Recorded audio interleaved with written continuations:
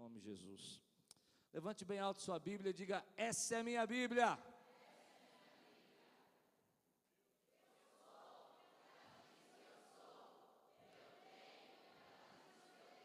E eu posso.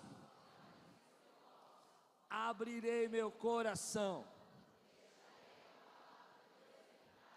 E nunca. Aleluia. Te colocando a par da campanha, se você chegou hoje.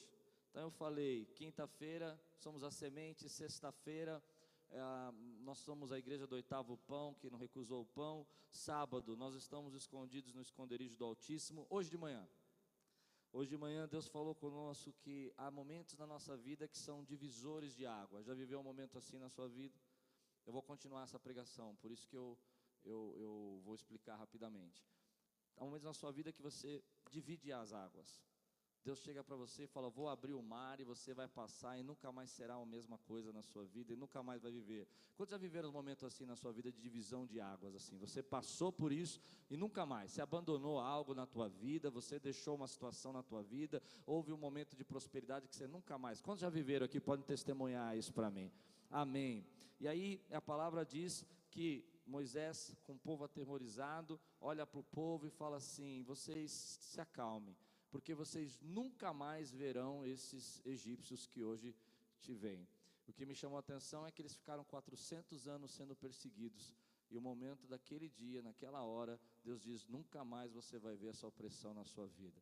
Querido, há coisas na sua vida que você nunca mais vai viver, porque Deus vai tirar da tua vida hoje definitivamente. Você crê nisso? Amém?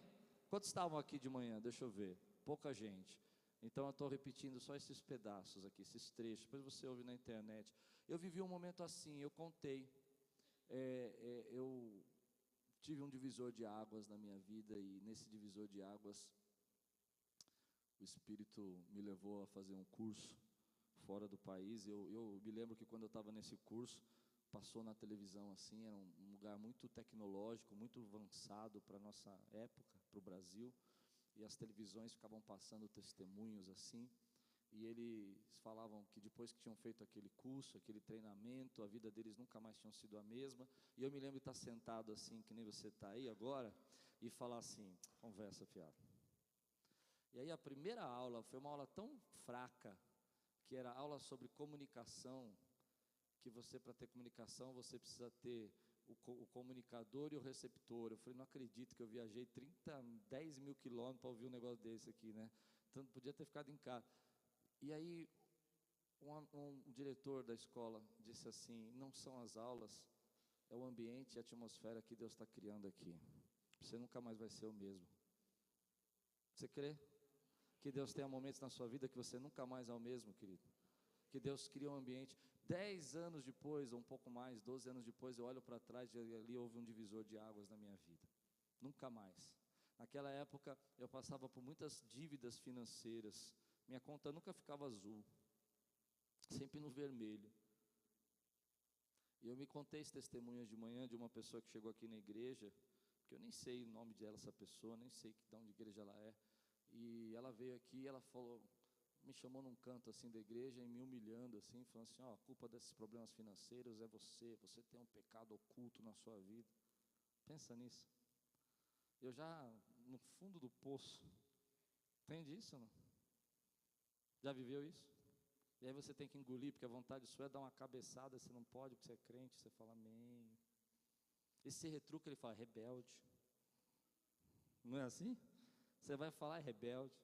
Lembro que eu fui chorando, e Deus entrou com uma palavra naquele dia que eu nunca mais ia ver aquela pessoa, e nunca mais ia ver uma situação como essa. Eu nunca mais vi. Você crê nisso, meu irmão? Amém ou não? Amém. Mas aí o povo começou a passar por luta, e ele disse, essa é a mensagem de manhã, estou terminando, 5 minutos, porque eu vou continuar. O povo começou a passar por luta e começou a dizer, melhor era ser escravo. Começou a fazer comparação. Esse é o mal. Quando Deus está fazendo uma libertação na tua vida, você tem que passar por um estreito. Pare de comparar com o passado, porque Deus quer criar coisas novas na sua vida. Amém! Fica comparando, veio para cá, dá glória agora. Aleluia. E terminei dizendo que nós temos um Deus que luta por nós. Alguma vez Deus já lutou por você? Quem já viveu uma situação aqui de fight de Deus mesmo assim? Que Deus se levantou assim e você falou, sabe, aquele chefe te perseguindo. Eu tive uma situação engraçada na minha vida, não quero falar muito meus exemplos não, mas esse exemplo eu me lembrei quando eu estava pregando de manhã. Eu tinha uma chefe que me perseguia, um dia eu entrei no departamento, ela era meia daquele negócio, sabe? Então, aí tinha uns balacobaco lá que ela fazia lá na sala. Eu disse, como é que fala aquele negócio? Paduar, não sei, aquelas coisas, aquelas tranqueiras todas, você sabe, você entendeu já, né? Aí eu entrei na sala, sumiu, a faxineira tinha jogado tudo fora, eu falei, cadê? Ela falou assim, já levaram ela embora. Deus luta por você, levante sua mão e diga assim, Deus luta por mim. Então o povo atravessou o mar, e lá em Deuteronômio, capítulo 7, versículo 17 a 22,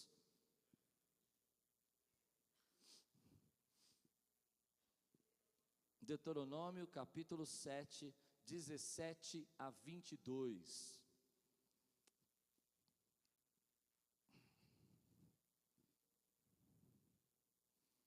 Moisés está preparando o povo para receber uma grande prosperidade.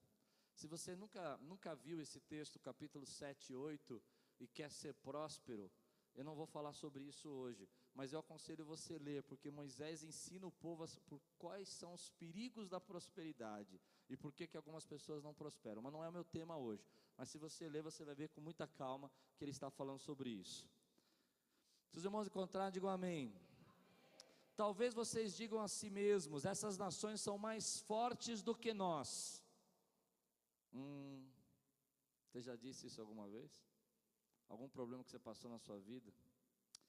Como poderemos expulsá-las? Não tenham medo delas. Lembre-se bem do que o Senhor, o seu Deus, fez ao faraó e a todo o Egito. Vocês viram com seus próprios olhos as grandes provas, os sinais miraculosos e as maravilhas, a mão poderosa e o braço forte com que o Senhor, o seu Deus, os tirou de lá. O Senhor, o seu Deus, fará o mesmo com todos os povos que agora vocês temem.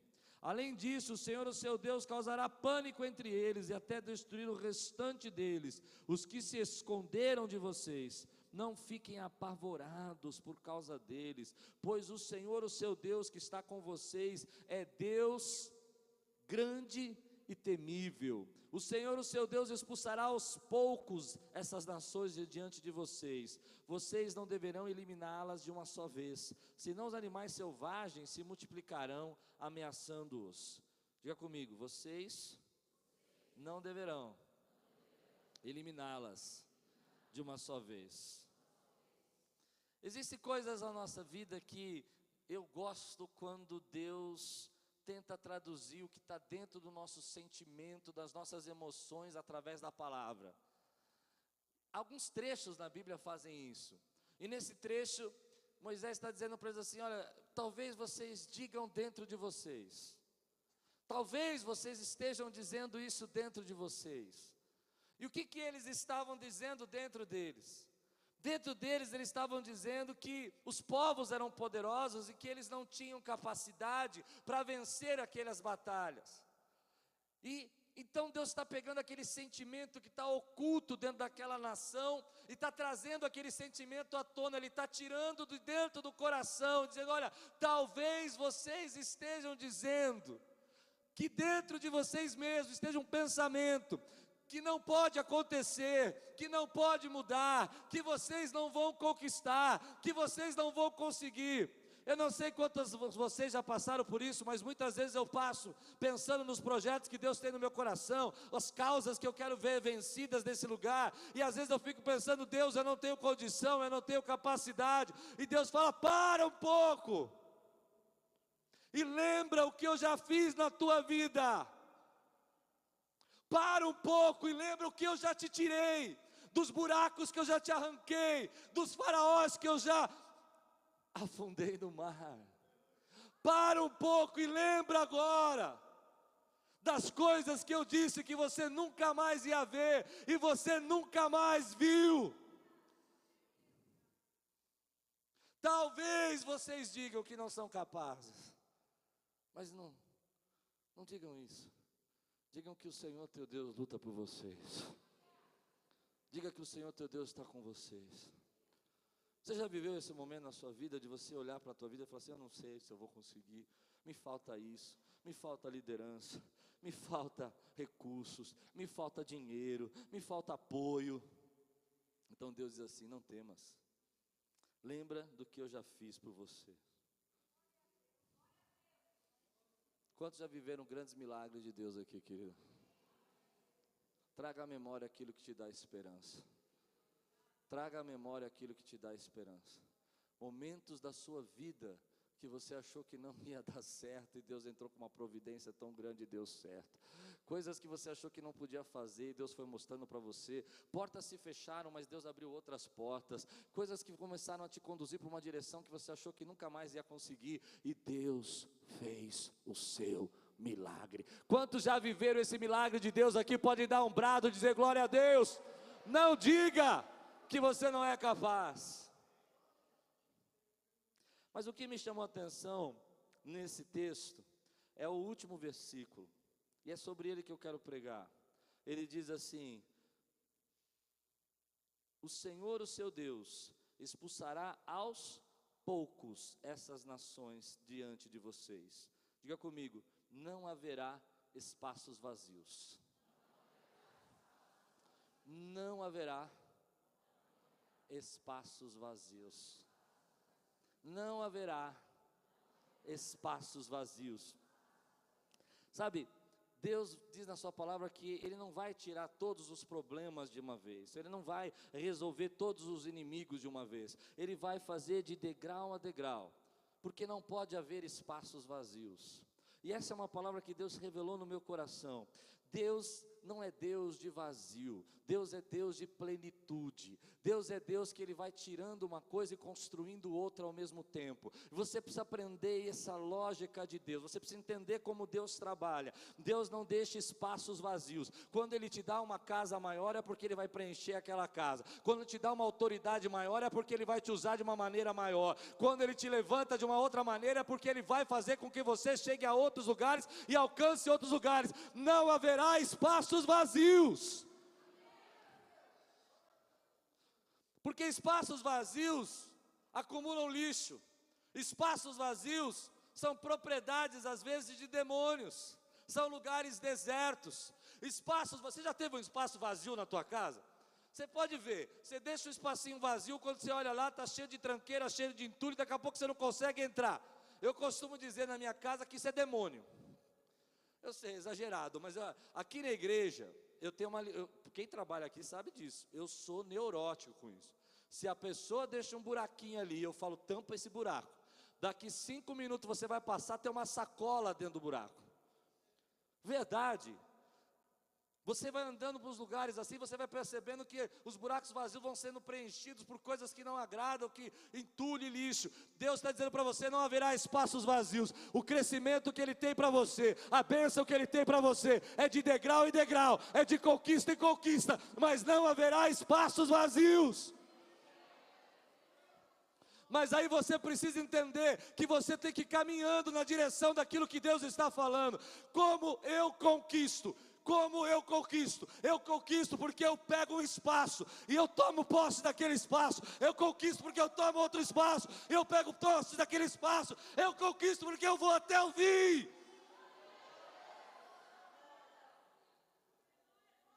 Toda vez que você deixa o espaço vazio, querido, você está perdendo as bênçãos.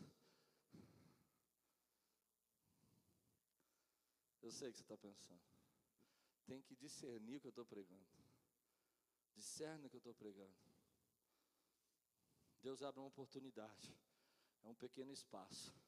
Vai lá e toma posse do espaço. Você entende isso? É pequena, mas toma posse. Porque não haverá espaços vazios. E de crescimento, de glória, de vitória em vitória. Passo a passo. Porque Deus é Deus de crescimento. Toda vez que a gente ouve na palavra de Deus vazio, eu me lembro muito de Gênesis, quando diz que a terra era sem forma e vazia. E Deus deu a sua palavra e disse: haja luz. E se você entende o que eu estou dizendo, Ele começou a formar planetas, começou a encher a terra, e começou a habitar a terra, e começou a fazer toda a criação, porque não haverá espaços vazios. Na tua vida, querido, não haverá nenhum espaço vazio, porque Deus está trazendo você de crescimento a crescimento. Quando a palavra de Deus fala de espaço vazio, é só você olhar para a tua vida e você perceber que o buraco do teu coração estava vazio, e Cristo é do tamanho do buraco do teu coração, porque não haverá espaços vazios dentro de você também, e Ele preencherá a tua vida com a presença dEle, com a glória dEle. Não haverá espaços vazios. Para mim isso é tão forte, porque o processo de Deus na nossa vida é assim. Ele não deseja uma terra ociosa, Ele não te dá um espaço para que você deixe jogado. Ele vai te dando as conquistas da sua vida por expansão, por crescimento. Diga comigo: Deus é Deus de crescimento. O problema é que nós agimos da seguinte maneira: ou primeiro eu tomo posse de um pequeno espaço e ali eu me acomodo e falo, está muito bom, entende? Ou eu tenho medo de conquistar os novos espaços que Deus está nos dando. Diga comigo: eu não tenho medo de conquistar. O que eu tenho medo é de espaço vazio. Quantos podem aplaudir o Senhor e dizer glória a Deus, querido? Deus é Deus de expansão. Os espaços são preenchidos quando você deixa vazio por outros reinos. O que me incomoda nesse texto é que Deus fala assim: eu não vou deixar os espaços ficarem vazios, não vou deixar vocês não conquistando de uma vez, porque vai haver com que os animais selvagens invadam. E eu fiquei orando essa tarde, falando: Deus, me dá uma revelação. Por que o Senhor colocou isso na palavra? Os animais selvagens, depois eles ameaçam você. E a palavra que Deus me deu foi essa: quando você deixa espaços vazios na sua vida, outros reinos tomam posse. Reinos que não eram para tomar posse. Os animais aqui representam outros reinos. Eu não quero fazer uma interpretação muito espiritual e dizer que são demônios. Eu quero dizer que são reinos que às vezes não fazem parte de você, não fazem parte da sua vida. E você vai deixando aquilo, e aquele ambiente que era para ser tomado pela glória de Deus, começa sendo tomado por outras coisas. Por isso Deus vai te dando o crescimento e a glória e a bênção de degrau por degrau. E eu me lembrei da nossa história. Quando nós chegamos aqui nesse prédio, do lado de lá, era muito grande. E o primeiro culto a gente fez como se fosse assim na frente, com algumas cadeiras. E o espaço era vazio. Entende? E aí Deus foi preenchendo com salas, com departamentos, com ministérios. E nós fomos preenchendo todo o espaço. E durante algum tempo, cerca de 10 anos mais ou menos, a gente foi conseguindo mudar, reformar, abrindo mais espaço. Não foi assim? Quem era daqui dessa época? E os espaços foram preenchidos. E quando o espaço se preencheu completamente, Deus veio e disse assim: agora vocês vão para um outro tempo. Você precisa entender o que eu estou pregando. Quando você usar tudo o que você tem, quando você der teu melhor, quando você achar que as suas mãos estão vazias, quando você entregar todo o teu conhecimento, Deus vai dizer: agora é hora de ampliar isso na sua vida. Ah, se você entendeu isso, você vai dar um glória a Deus, meu irmão. Você entende isso? Quando você esgotar todas as suas conexões, quando você entregar tudo e você dizer: agora eu estou vazio, Deus fala: então chegou a hora de alargar as tuas tendas, de alargar esse vaso, de derramar mais glória sobre a vida dele, de fazer ele estar cheio e transbordante, meu irmão. Por isso você muitas vezes precisa deixar os espaços da sua vida se abrirem, para que ele venha e preencha com mais glória e mais poder e mais unção. Não se acomode, não pare. Não diga está bom, entregue tudo, porque quando você estiver vazio, Ele derrama a porção dobrada sobre a tua vida. Uma coisa que eu aprendi na palavra é isso: Eu gosto de pregar como se fosse o meu último dia. Sabe por quê? Porque quando eu entregar tudo, eu falo, Deus, eu não tinha mais nada para ensinar. É nessa hora que o Senhor fala, então você está pronto para receber uma revelação nova, você está pronto para receber uma unção nova, você está pronto para viver um milagre novo. Quantos recebem essa palavra hoje, meu irmão? Mas aí a Bíblia diz assim, eu não vou fazer você conquistar de uma vez, porque a batalha pertence ao Senhor. Nós vivemos uma vida de muita luta. Quem aqui passa por muita luta aqui? Às vezes eu passo por tanta luta na minha vida, que eu acordo de manhã, parece que eu estou lutando boxe assim. Tem momentos que tocam meu celular, eu estou desabafando agora. Eu falo, Jesus, quem morreu? É uma luta que a gente vai passando, que a gente não percebe. Mas é uma situação, um problema. Você acorda como se você estivesse num ringue. Parece que tudo resume um campo de batalha. Você resolve um problema financeiro, começa um problema na família. Você resolve um problema na família, vem um problema na sua promoção. Você está lutando. Você está lutando pela sua vida, você está lutando pelo seu trabalho, você está lutando pela sua família, você está lutando pela sua saúde. Quantos já viveram um momento assim na sua vida? Eu quero conhecer aqui, ou estão vivendo um momento assim. Levante sua mão, eu quero ver aqui, quem já se sentiu assim, que a vida é uma luta. E aí você começa a acreditar que a luta é o teu destino. Então eu quero lembrar algumas coisas você a partir de agora, 3 coisas. A primeira delas, você começa a achar que tudo que você faz, tudo que você tem que fazer, tudo depende de você, e a luta é o teu destino.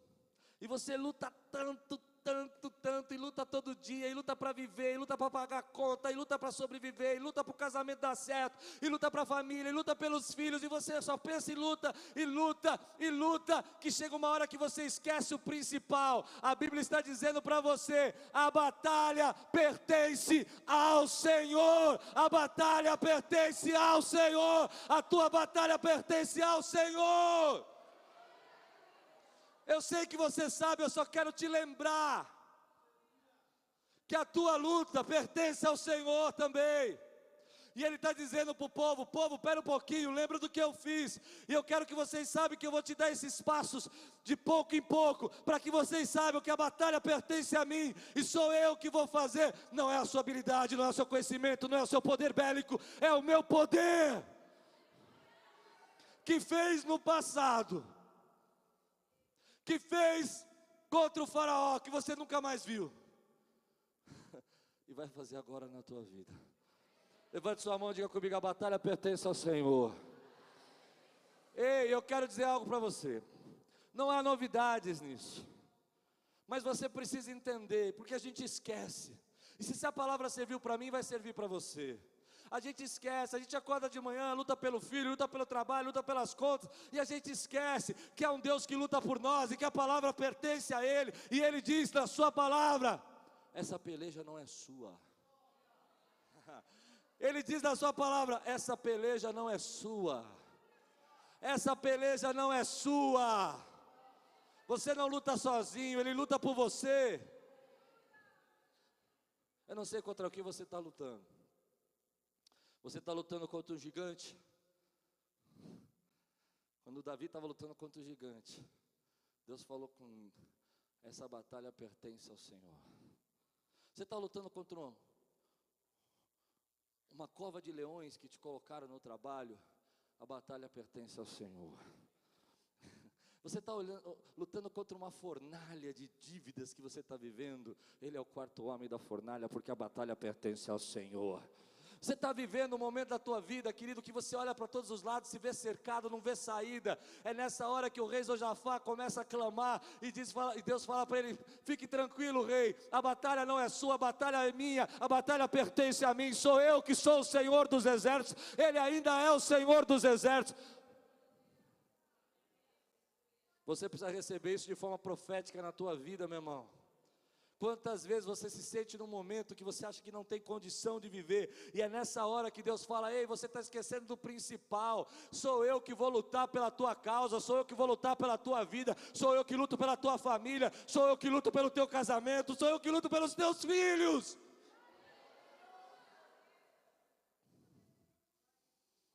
De manhã eu estava aqui, recebo um WhatsApp. Ele disse que pode ser benigno ou maligno. Eu tenho que subir para pregar. Eu estava parado ali, eu falei assim: Senhor, uma vez o Senhor fez uma promessa para mim. E a promessa que o Senhor fez foi assim: cuida das minhas coisas que eu cuido da sua.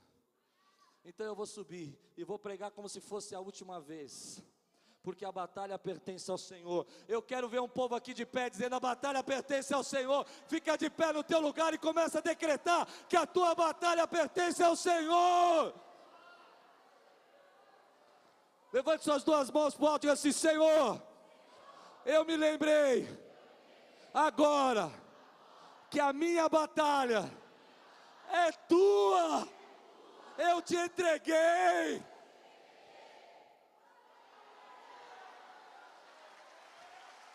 Tremendo Deus. Às vezes é nesse momento que você está mais despertado, mais em luta, que você só precisa se lembrar disso. Como é que você vai pagar a sua conta? A batalha pertence ao Senhor. Como é que essa igreja vai chegar lá até o Sonex? A batalha pertence ao Senhor. Como é que nós vamos fazer a igreja da criança? Eu vou parar só quando você falar. A batalha. Como é que você vai pagar as suas dívidas? Como é que você vai salvar o seu casamento? Como é que vai chegar o avivamento nessa igreja?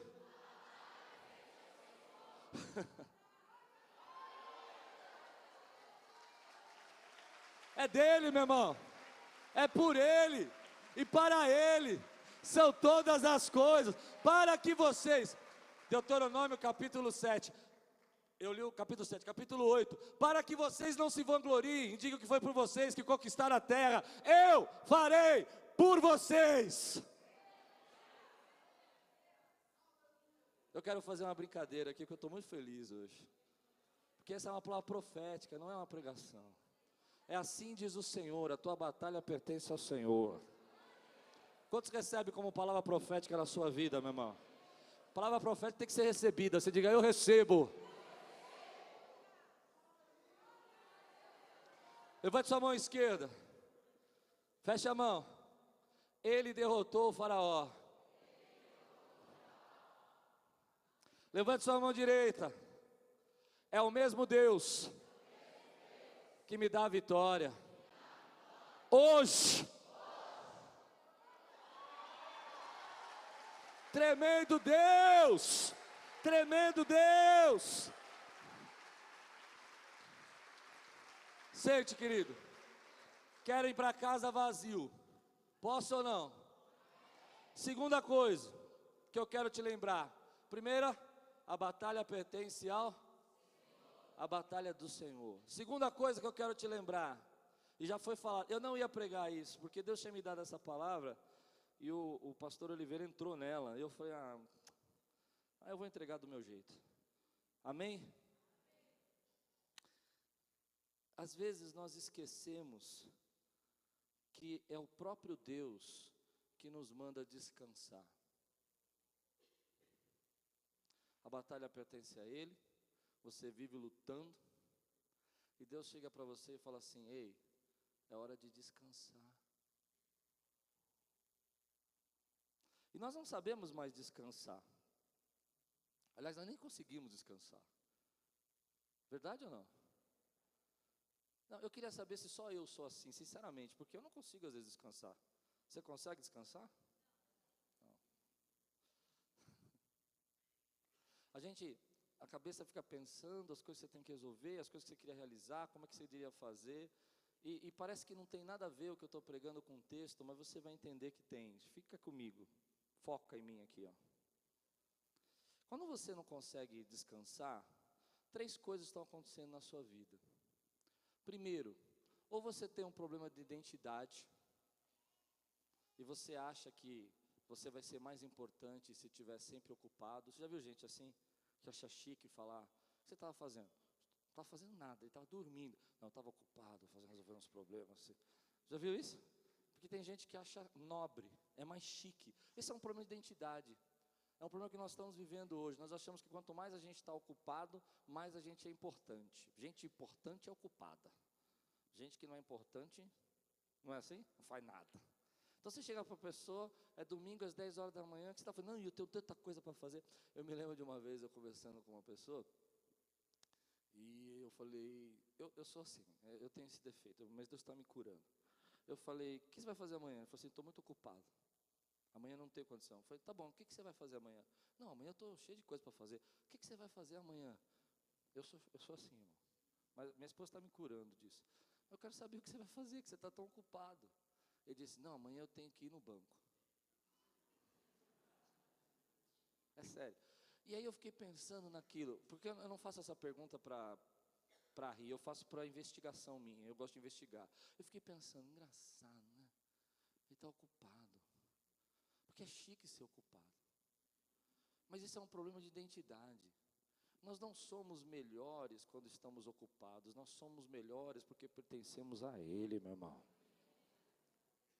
O segundo problema, porque a gente não consegue descansar, é porque a gente está aterrorizado. Eu preguei um pouquinho sobre isso de manhã. Eu citei que quando você está cheio de medo, você não consegue descansar. Verdade ou não? Quando você enche seu coração de fé. Eu estava hoje almoçando com a Laís, a gente preocupado com a Thalita, e a gente estava almoçando, e os dois meio em silêncio. Aí eu olhei para a Laís e falei, e aí? A gente está preocupado.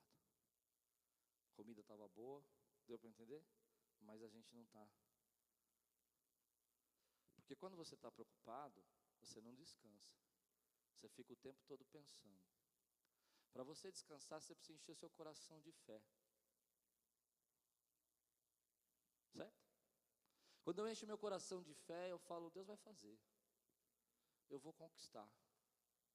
Eu quero entregar uma revelação que Deus me deu. Você recebe nessa palavra? Preste atenção. Qual foi o momento que Deus entregou o mandamento para descansar? Ela já entendeu. Quando foi que Deus diz, guarda o sábado e descansa? Foi para o povo que estava no deserto, perto a conquistar. Sim? Êxodo 20 diz, guarda o sábado, descansa. Não faz sentido para ninguém aqui, mas vai fazer agora. Deus pega esse povo que está prestes a conquistar, pega esse povo que vai pegar processo por processo, e vai caminhar de vitória em vitória, e fala para ele, para no sétimo dia. Consegue entender o que eu estou pregando? Ele pega esse povo que diz, olha, eu vou fazer vocês conquistar toda essa terra, mas guarda o sábado. Em outras palavras, não esquece de descansar. Sabe por quê, meu irmão? Essa é a palavra que eu quero ministrar na tua vida. Quando você esquece de descansar, você esquece que é Deus quem vai fazer na sua vida. Por isso, é Ele que te ordena, descanse. Ele manda um povo que está prestes a guerrear, Ele manda um povo que está prestes a conquistar uma terra, Ele fala, ei, não esquece de parar. Acho que só eu. Você entende isso que eu estou pregando? Ele não chegou para o povo quando ele estava lá na terra, já conquistado, formado um reino, agora vocês têm que guardar o sábado. Ele falou, ei, vocês que querem fazer grandes conquistas na sua vida, vocês que querem viver passo a passo, e ver todos os espaços vazios preenchidos, lembra de,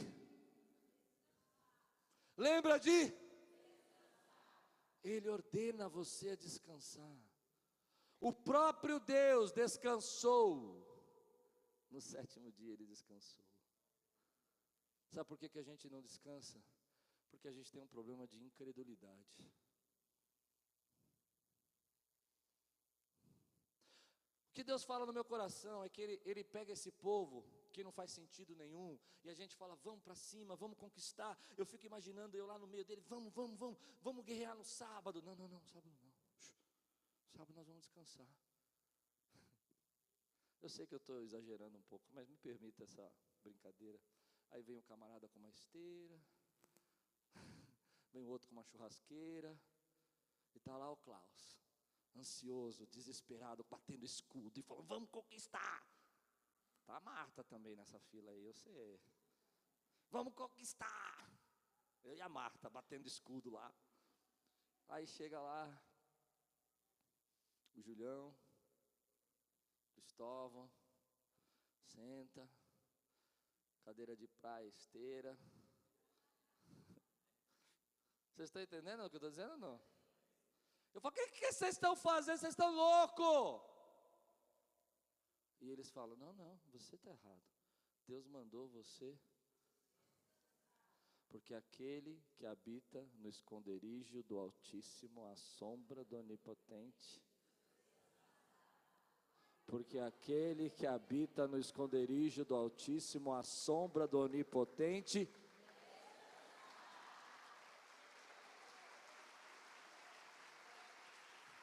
descansa. Porque a atitude de quem descansa não é a atitude de quem está acomodado, mas é a atitude de quem crê. De quem crê. Diga comigo, Senhor, eu descanso na tua palavra. Só um povo convicto que Deus vai expandi-lo, só um povo convicto que Deus vai tirar da prova essa semana, descansa. E ele levanta a pergunta, o que vai acontecer? Não sei. Mas eu sei que ele mandou eu descansar. E ele disse que a peleja pertence a ele. E que não haverá espaços vazios. Que eu nunca mais verei essa prova. Que foi agora um momento de divisor de águas na minha vida. Mas vamos dizer o que? A atmosfera. Quantos entendem isso que eu estou dizendo? É o momento da tua decisão. É o momento que Deus fala com você. Descansar é o mandamento do Senhor. Então eu falei duas coisas. O primeiro é que a gente tem um problema de identidade. O segundo que a gente tem um problema de fé. O terceiro, a gente nunca consegue descansar, porque a gente nunca tem o bastante. Entendeu? Parece que faz contraditório o que eu estou dizendo, mas entenda o que eu vou dizer. Você conquista o espaço e desfruta. Tenho bastante. Deus fala agora, você entregou tudo. Conquista outro espaço, desfruta, tenho bastante, agora conquista outro espaço. Deu para entender isso? Isso para mim foi muito forte, lendo um trecho do livro do Martin Luther King essa semana. Eu postei no meu Face, e ele disse assim, tenho medo de me acostumar com as montanhas, e esquecer dos vales. Não sei quantos leram no meu Face, eu postei. Porque a vida é isso, querido. Se você viver só na montanha, só na glória, só no descanso, você vai viver problemas na sua vida. Mas até o Martin Luther King, que teve uma causa tão forte, que mudou uma sociedade inteira, teve momentos de montanha. Entende? Mas também se você perder a visão do vale, e parar de entender que Deus tem uma causa na tua vida, um propósito na tua vida, então você começa a perder o seu propósito de vida. O que Deus está falando para mim e para você, é que se você quiser conquistar e preencher todos os espaços vazios, entrega as tuas preocupações agora. Entrega os teus temores agora. Entrega os teus medos, os teus fracassos. Quando for tempo de lutar, você vai lutar. Quando for tempo de desfrutar, você vai desfrutar. Essa é a palavra de Deus para mim e para você, querido. Porque não haverá espaços vazios. Por último, a última coisa que eu quero te lembrar. Deus não chega atrasado. Todo mundo sabe. Por isso que eu chamei essa pregação de quero te lembrar. Deus não chega atrasado. Eu vou falar uma coisa agora que você não vai gostar. Se eu pudesse dizer para você que Deus responderia todas as suas orações em 24 horas, seria uma bênção, não seria? Mas não é assim. Deus está dizendo para esse povo, olha, você vai conquistar de pouco a pouco, de tempo em tempo, mas não vai chegar atrasado, não vai demorar, Não vai ser uma coisa que você vai olhar e vai dizer, não aconteceu. Pode ser que demore 10 anos, mas no final, todas as promessas de Deus vão se cumprir na sua vida. Ele não chega atrasado. Eu queria dizer para você que se você orar mais, se você ficar mais nervoso, se você ficar mais bravo, se você ficar irritado, se você fizer 300 horas de oração, Ele vai atender mais rápido, mas Ele não vai. Ele vai atender no tempo dEle, porque Ele é soberano, mas o tempo dEle, a única coisa que eu posso te dizer, a única verdade que eu tenho para te dizer, é que o tempo dEle é a hora certa na tua vida.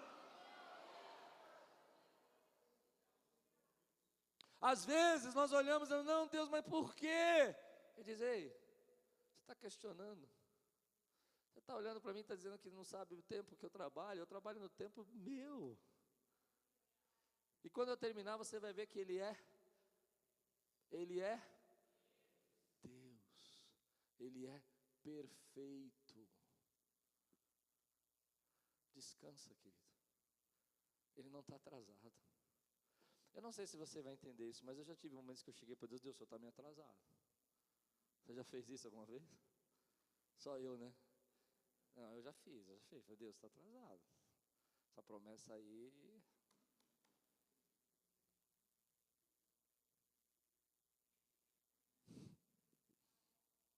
Mas depois que as promessas de Deus se cumprem, e você olha para trás, e você percebe que Ele não está atrasado, Ele chegou na hora certa. Há duas coisas que perseguem a nossa vida o tempo todo.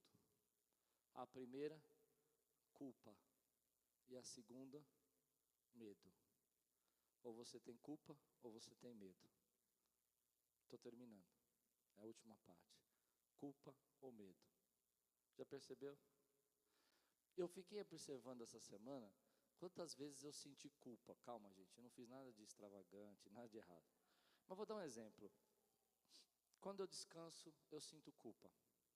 Se eu não trabalho 12 horas por dia, eu sinto culpa. Estou falando de mim. Verdade. As minhas filhas brincam comigo e falam, pai, você já vai trabalhar? Se alguém chegar para mim e falar assim, você está descansando, eu me sinto culpado. Se eu não faço algo que eu acho que eu tenho que fazer, eu fico com medo. E a culpa é tão interessante que eu tenho culpa por coisas assim mínimas. Às vezes eu como e eu falo, nossa, eu não devia ter comido isso. Não? Não, eu estou dizendo que a gente tem culpa o dia inteiro. Não é verdade? O tempo todo a gente está guerreando com a culpa. Se você descansa, você se sente culpado. Se você não faz, você fica preocupado. Fica com medo. Se você fala, você se sente culpado. Se você não fala, você fica com medo de não ter falado. Se você come, você fica culpado. Se você não come, você fica com medo de ficar doente. Fala que vai desmaiar na rua. Mas eu quero trazer uma palavra para você, querido, nessa noite. Se livre da culpa. E uma das culpas que você precisa se livrar é de descansar. Quando você descansa, você não precisa sentir culpa. Vou dar um exemplo para você, porque que eu aprendi que eu não preciso ficar culpado quando eu tenho que descansar, preciso me livrar dessa culpa. Você já viu seu filhinho dormir? Quem tem filho aqui, já viu dormir? Aquele bebezinho, você lembra dele dormindo? Eu me lembro que as minhas filhas, a gente estava aqui pregando na igreja, ou ensaiando, e elas sentavam nesses bancos aí, e faziam uma cabaninha, e dormia, apagava, com um louvor, com a guitarra e tal, e elas... Não é? E eu me lembro que toda vez que eu chegava para elas assim, desmaiada, eu olhava assim e falava, que lindo. Quando você descansa, Deus olha para você e fala, que lindo. Ele confia em mim. As minhas filhas, quando dormiam aqui nas cadeiras e apagavam, elas não tinham medo de ficar aqui, que eu ia deixá-las, que elas iam esquecer, elas não se sentiam culpadas porque estavam descansando, entende? Porque ela sabia que no final eu ia pegar e levar para casa. Quando você descansa, Deus olha para você e fala, ei, esse é o meu filho que confia em mim, esse é o meu filho que acredita em mim, esse é o meu filho que sabe que eu não chego atrasado, esse é o meu filho que diz, obrigado Senhor, essa batalha não pertence só a mim. Por isso, se livre da culpa. Eu entendo que alguns momentos a gente precisa sentir assim, um pouco culpado, no sentido de falar, eu podia ter comido menos, mas comeu, não vai servir para nada essa culpa. Não é verdade? Você tinha que ter sentido antes. Depois que você foi lá e pôs o pé na jaca, comeu toda a geladeira, você fala, não devia, estou chateado. É ou não é? Mas se tem uma coisa que eu sei que Deus fala comigo e fala com você, querido, é que Ele olha para a nossa vida e fala assim, filho, eu não chamei você para se sentir culpado. Eu chamei você para descansar em mim. Quantos podem descansar no Senhor nessa noite aqui, querido? Quantos podem ficar de pé agora e dizer assim, Senhor, eu estou descansando. Tem alguma criança dormindo aqui? Não? Tem algum bebê dormindo? Cadê? Tem? Traz ele para mim. Está aí? Traz aqui. Bem, não acorda não. Traz sim. Ninguém olha agora. Olha para mim. Olha para mim. Está olhando para lá por quê, irmão? Olha para mim. Não olha para lá. Desobediente. Aí aqui também. Nem é bebê. Sobe aqui, meu irmão querido. Por favor.